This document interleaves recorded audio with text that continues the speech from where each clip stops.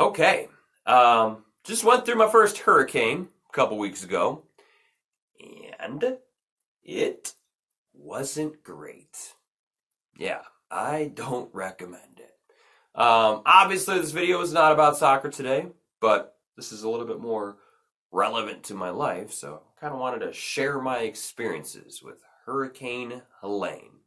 Um, I want to be clear. I don't want this to be like a woe is me type video because in the grand scheme of things, I was very fortunate. I mean, I don't know if you saw the pictures or read the news, but this hurricane was pretty devastating. Like there was, houses, apartment complexes, like entire communities were just wiped out from the storm. And for me, I had some flooding damage in the basement, which has already been taken care of. So yeah, I'm well aware of how lucky I am. But still wanted to share my experiences and tell you some of the stuff that maybe you don't hear about with hurricanes. Because I know for me, like whenever I would see hurricane stuff on the news, it'd be like, whoa, this is so sad. This is crazy. Yeah, what else is on TV? Like, I'd always be really disconnected from this. And now that I'm experiencing it firsthand, I can tell you, yeah, this sucks. This has been an interesting couple of weeks. So here it is, the hurricane experience. Well, first, Thursday night, when the rain really starts to come down, you lose power, which, okay, not that big of a deal. We've all lost power before. You just got to use your phone flashlight, and you can't watch TV, and you got to eat things out of the fridge fast before they go bad. Not that big of a deal.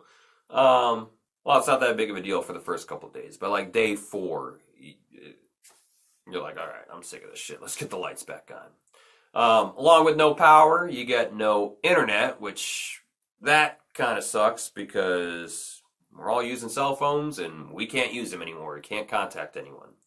I worked during the heart of the storm Friday morning. And all I wanted to do was text my wife, be like, hey, I'm okay. Are you okay? How's the house? But couldn't do that. And leaving work, man, by that point, the storm had stopped, but it looked like a damn war zone out there. I mean, trees were in the road and the power lines were down and just having to weave around everything. It was crazy. And there was this stretch in my drive where my phone started to act up, started to go crazy. Like I was getting, it just kept vibrating. It kept getting all these notifications for messages. I was like, oh, I got service. So I pulled over and I looked at my phone, and it was like my phone was able to decipher that messages were coming in. It wasn't able to decipher what the messages actually were. And I was pulled over for a couple minutes just being like, come on, like read. And all it would say is just downloading. Nothing actually came through. The only text message that did come through was a political donation text, which these just drive me up a wall. I get 3 or 4 of these a day. It doesn't matter how many times I text stop to opt out. I just keep getting them. It's so obnoxious. It's just like, shut the fuck up, dude. It was so infuriating. I almost lost my shit at that moment. But yeah, no internet. That kind of sucks. But what really, really sucks is no water. Now, I thought I was coming into this pretty prepared because I had bought myself 2 cases of water. Yeah, super dad. We were ready for this storm. Totally underestimated just how long water would be out and, just how hard it would be. Everyone underestimated this because this, part of the country, I mean, hurricanes don't come this way. It usually veers off to the other side of the state. And this was like a once in a lifetime thing for us. This happens like once every 100 years. So with no water, it's not just not being able to drink water. I totally underestimated everything else that needed water. I don't know why I didn't think to buy plastic silverware and paper plates. We used up all of our dishes real quick. They went in the dishwasher and filled up the sink and couldn't really do much to do couldn't really do much to clean them. And then all of our laundry.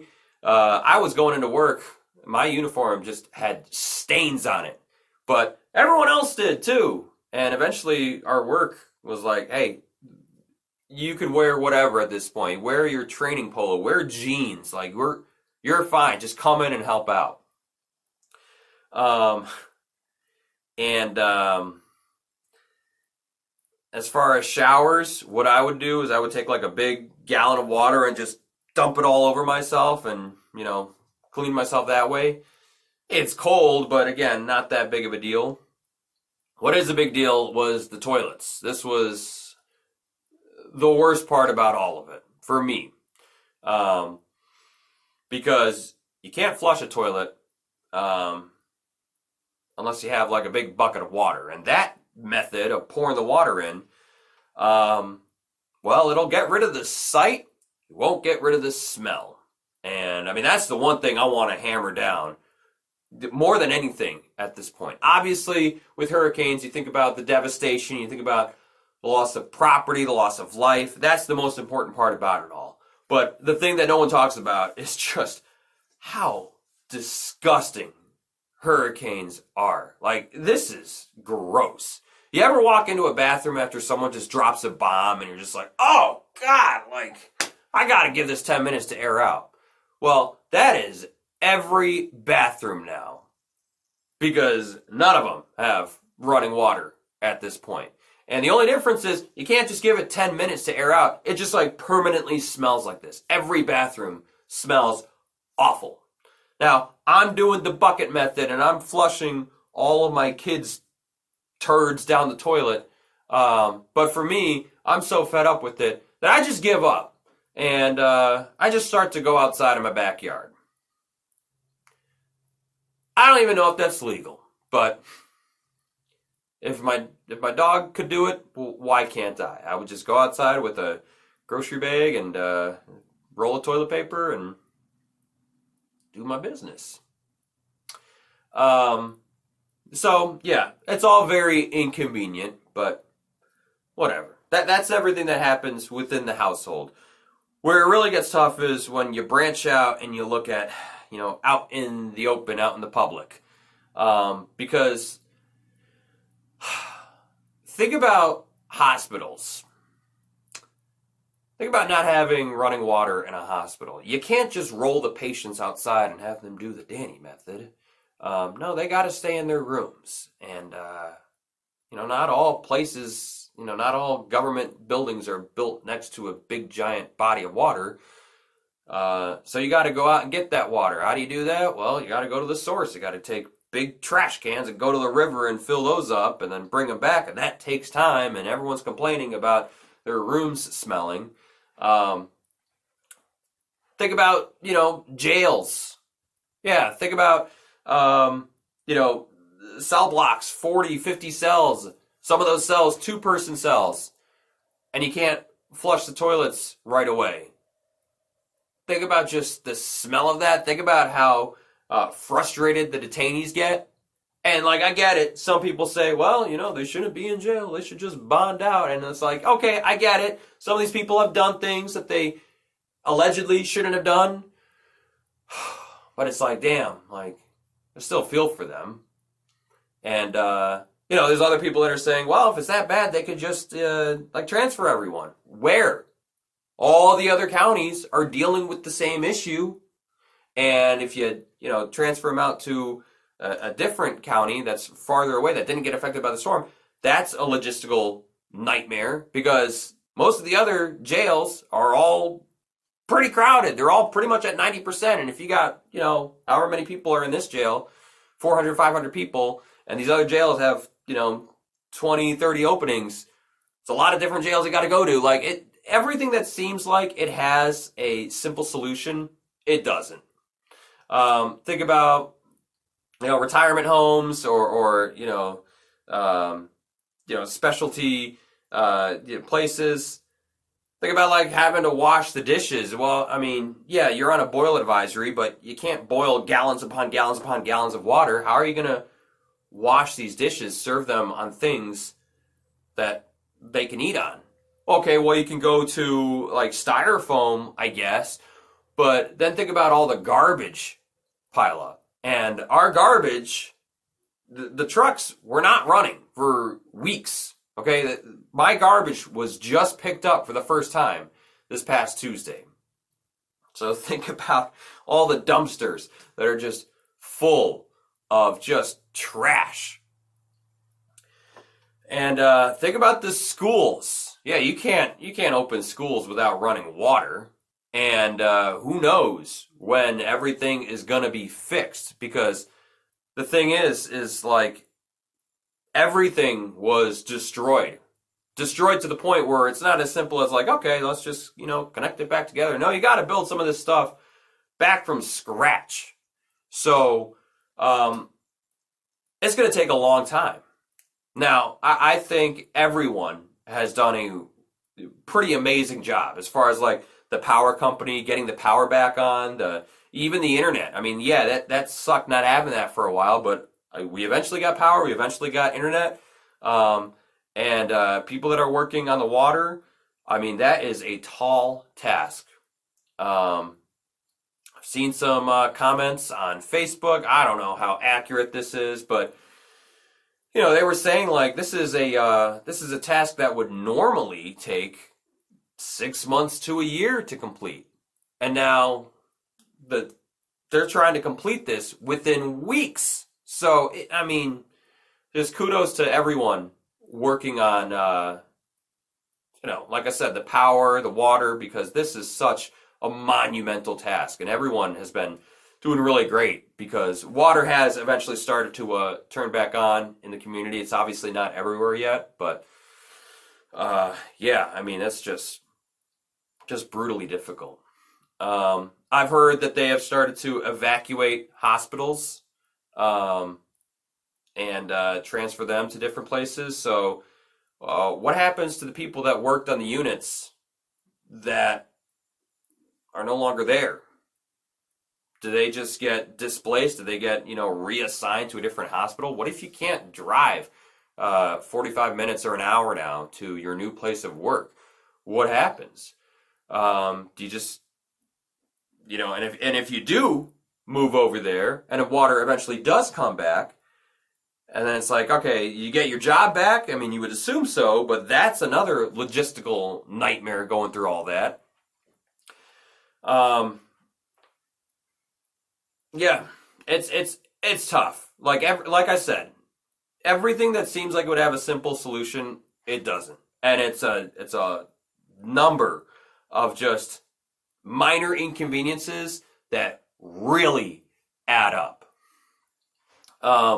One positive, well, okay, nothing's positive about this, but one cool thing that I'll see about this is how the communities are coming together. And it's not, it's not as simple as Western North Carolina strong. Like, no, it's cool because driving down the road, all the businesses are closed.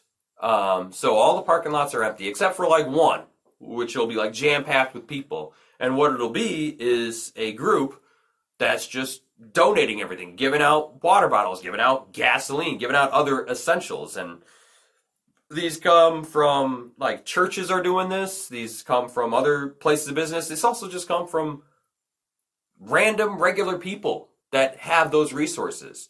It's really cool, and I've definitely taken advantage of that. That's kind of what made this whole process doable. I mean, I don't know how many cases of water bottle that I've grabbed, but I have never felt like, oh God, I'm running out of water. Like, what am I going to do? It's all been very accessible in that sense. I've just had to, drive to a random parking lot to pick it up from a gracious stranger. But on the flip side of all of that, while the community coming together is great, you also have the complete negative where people are getting desperate. I am very worried about having my car being broken into, and I am now extra diligent about locking my doors. Because I predict that crime is going to go up. It's going to continue to go up. I have heard stories, again, at the hospital, they have needed to bring in armed guards surrounding the water trucks because they have water trucks that are pumping water into the building and at least, being able to flush toilets and whatnot. They need to hire people just to watch the water trucks. There's been people stealing hospital equipment, which, it's just kind of crazy to think about. You're in there, visiting a family member or whatever, and you stoop to that level where it's like you gotta start taking things. And, from that, they've now restricted visitation because they're worried about people taking stuff, and that's got people all riled up. And it's just a mess. Driving through some of the areas that were really affected, again, it's not just the devastation. It's not just seeing, buildings completely wiped out. You almost have to drive through with your window rolled up because it just smells. It smells like some of it is sewage. Some of it's like rotting bodies. And that's the reality of it. There's a lot of bodies that went missing, and most of those bodies that went missing are probably dead, like, hidden somewhere in the wreckage. And the stench is just really, it's just powerful. I don't know if you've ever driven through New Orleans, but that has a very unique smell to it. It almost smells just like a swamp. Luckily you get nose blind to it pretty quickly, but it has a very unique smell. That's kind of what this smells like now. And it's just like, man, how long is this going to last before this goes away? Sorry for the cut there, but I kind of lost my train of thought on that, so I need to add this in. A lot of this feels like COVID, honestly, because the grocery stores opened up and you walk in and it's like a lot of it's empty. You might be walking down the aisles and it's like, oh, there's one roll of toilet paper, we gotta grab it. The difference is with that is there was kind of the fear of the unknown. And here it's like, okay, well, the worst of it's over. Now we just don't know how long this is gonna last. Also with all the businesses being closed, you can't just like drive down the road and be like, I need to go to McDonald's. No, McDonald's is closed. Waffle House was closed. And if you know anything about Waffle House, they never close for anything. It's like famous for like the Waffle House being open during hurricanes. No, even this one shut down Waffle House. And so, I can't speak for everyone, but I know for us, like, we have eaten way more unhealthily over the last couple weeks. We have eaten a lot of Pop-Tarts, a lot of just junk food because it's been hard finding finding real fresh food. You gotta travel outside the county to a place that wasn't as affected as much to be able to get that. And now, granted, that was during the week of the hurricane, and everything is slowly kind of returning to a state of normalish. The grocery stores are getting a little bit more and more filled up with stuff, and it's getting a little bit easier week by week. But that first week of the storm, that was rough. I was definitely questioning my my parenting there for a while because I'm like, damn, I don't know if I'm doing the best I can. These kids are not eating very healthy right now, and that was tough because you never want to go through that feeling. But what could we do? We only had perishable or non-perishable items. We only had stuff that was in wrappers, so gotta make do with what you got. That's what we did. So for us, it'll be 3 weeks from the storm tomorrow, and we've got our power back, we've got our internet back, And we have just started to get a little bit of water pressure back. Now, when I say a little bit of water pressure back, that means like we're allowed to like flush the toilet once an hour before like it stops working again, which is great. That is such a relief. That is going to make this so much easier. But the water is definitely not drinkable anymore because it's disgusting. I mean, like all the wreckage that happened, it seeped through the water system and it comes out brown now. So everything is definitely boil advisory. I mean, not that I'm going to even drink the boiled water. I've got bottled water, but we're on our way back. Everything is slowly kind of getting back to normal. Where I work, we have had help from a lot of different counties, which made the job just considerably easier. This has been the week of the hurricane was one of the hardest weeks of my job I've ever done. And I'm proud of everyone that I worked with because we all were going through it. And we did the absolute best we could. And well, it sucks going online and like reading comments on like a Facebook post. People saying like, this is all lies. Like they haven't, done this, they haven't done that. And it's just like, damn, dude, like we're fucking trying, man. And like, that's a unique situation.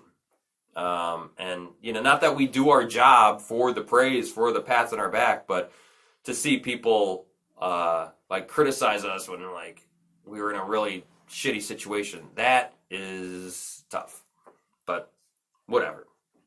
A lot of this is just about adapting to kind of a new normal. And we were told that, the water might not be back for months. And it has not been that bad. Like I said, we started to get water pressure back, the other day. So we're doing okay. And the rest of the community is recovering. It's going to be different because where I live relies heavily on the tourist attractions. And one of the main roads is now completely ruined. And I don't know what's going to happen to our local economy. Not that I really care that much. I care about the places that I used to go eat that I'll never eat at again because they're just completely wiped out. And hearing the stories is just, it's really sad. I feel for everyone going through, and there's almost like this sense of a little bit of guilt, like, God, I'm happy it didn't happen to us. I wish it didn't happen to everyone. Like, I wish we could have evened this out a little bit. Maybe don't lose your entire business. Maybe we could take some of the damage, but I don't know. It's just really sad with everything that's going on. There's people that I work with that are like, yeah, I don't have anything anymore. I'm sleeping in my car. And it's just like, holy shit, dude. Like, do you want to stay at our place? That's, what we've had to do a lot. We've had, a lot of family friends spend a night at our place, and they're, going to be couch surfing for a little while. But, we all got to adapt. We all got to, get through this. If you would like to donate, don't donate to me, donate to our community. That would be very, very much appreciated. This has not been easy, but, it is what it is, and we just got to get through it. All right, one more thing. I mentioned for showering, I'll take a gallon of water and just pour it all over myself. Well, I did that for, the first week and a half. And then my brilliant, beautiful wife came up with this solution. We have this big bucket. We have this water that we just managed to boil. And we've got my daughter's bath toy.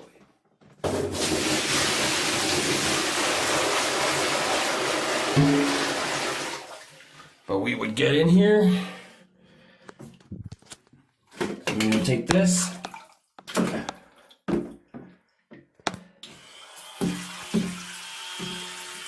Oh yeah, we living good now.